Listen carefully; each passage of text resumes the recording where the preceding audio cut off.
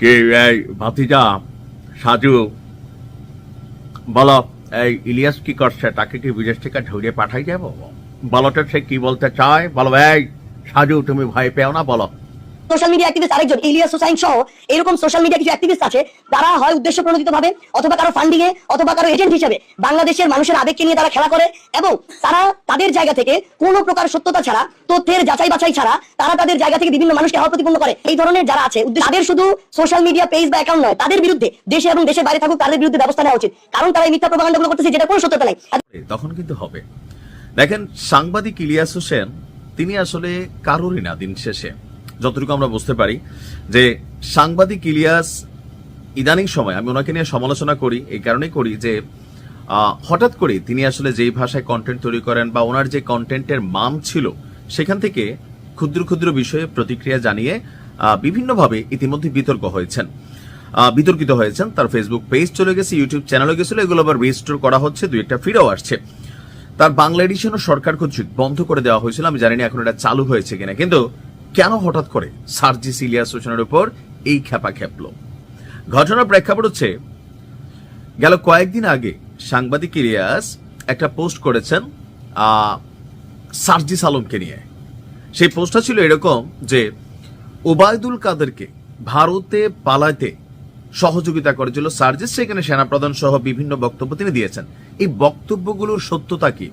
তো সাংবাদিক ইলিয়াস কি আজকে বক্তব্য দিচ্ছেন? না, তিনি তো সবসময় বক্তব্য দেন। যেই বক্তব্য সার্জিসের পক্ষে গেছে এতদিন, এটা সার্জিসের ভাল লাগছে, আর আজকে সার্জিস ঘোষণা দিছে সাংবাদিক ইলিয়াসকে বিদেশ থেকে ধরাই নিয়ে আসার ব্যবস্থা করতে, এমনকি দেশে তার বিরুদ্ধে আইনি ব্যবস্থা নিতে। কেন আসলে খেপলো?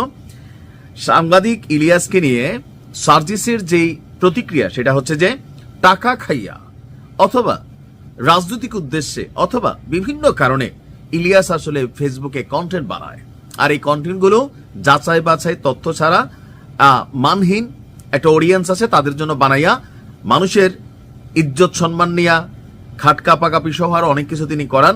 সার্জিস সেটাই বলতে চেয়েছে। তার বক্তব্য হচ্ছে যে রাজনৈতিক কারণে হোক অথবা টাকার জন্য হোক, কোন গোষ্ঠীকে খুশি করার জন্য হোক কিংবা অন্য কোনো উদ্দেশ্যে হোক, সাংবাদিক ইলিয়াস সহ আরেকজনের নাম উল্লেখ করেছে যে মীর জাহান, যে তারা এই কাজগুলো করে।